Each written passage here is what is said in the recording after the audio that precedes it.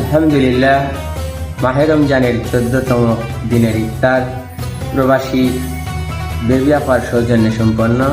আমাদের আজকের ইফতার মেনুতে শুধুমাত্র 2টি খেজুর, এক গ্লাস শরবত, 2টি পরাটা আর 1 পিস মাংস।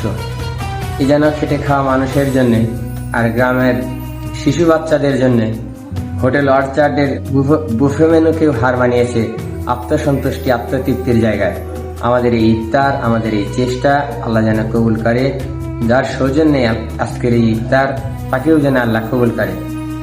আমিন।